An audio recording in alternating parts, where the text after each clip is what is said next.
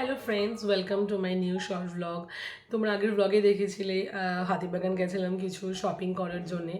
Mainly যাওয়ার ছিল আমার কিছু রেডিমেড ব্লাউজ আনার জন্যে এবং এমনি ফ্রিতেই প্রমোশন হয়ে যাচ্ছে। হাতিবাগানের সম্পদের ব্লাউজ আমার সবথেকে বেশি পছন্দের এবং ভীষণ ভালো ফিটিংসও হয়। তো কিছু ব্লাউজের কালেকশন তোমাদের দেখাই।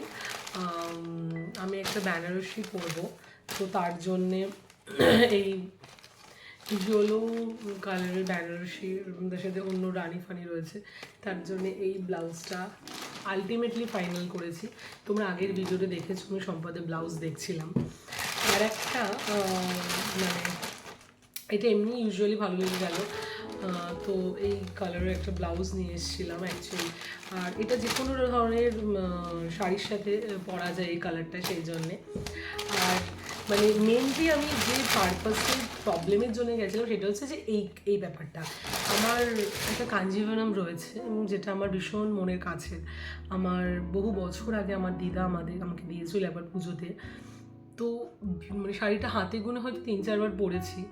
যখন মানে সেটার যেটা ব্লাউজে তখন হয়তো ছিলাম আমি কঞ্চির মতো, আর এখন হয়ে গেছে ফুলে কুমড়ো। যাই হোক, আমি মোটা, তাতে আমার দুঃখ নেই, জাস্ট তোমাদের সাথে শেয়ার করলাম। তো সেই শাড়িটা আমি পরবো, তার জন্য কিছুতেই আমি কাস্টমাইজ ব্লাউজ পাচ্ছিলাম না। তো সম্পদ থেকে আমি এই কালারের প্লেন ব্লাউজ নিয়েছি, তোমরা আগের ভিডিওতে দেখেছো আমার এই নিয়েছি।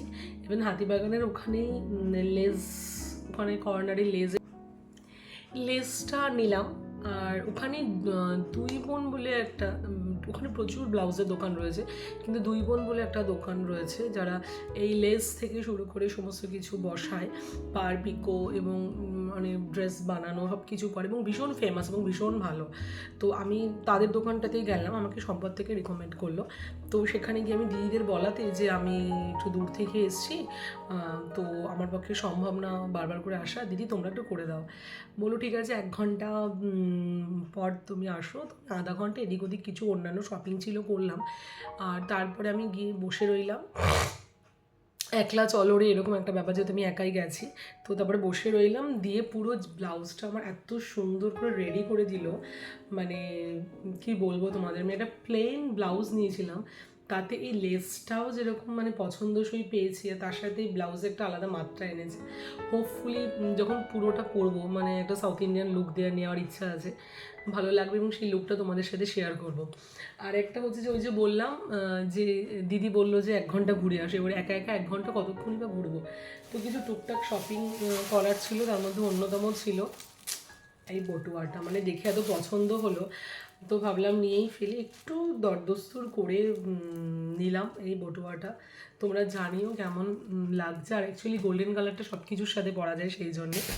আর একটা এদিক ওদিক একটু বেরোনো আমার লেগেই থাকে, সেই জন্য আরেকটা ব্যাগ নিলাম।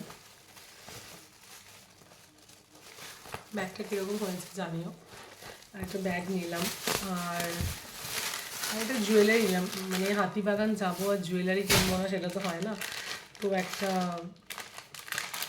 খুব সুন্দর একটা জুয়েলারি ভাবলাম তোমাদের সাথে একটু শেয়ার করি।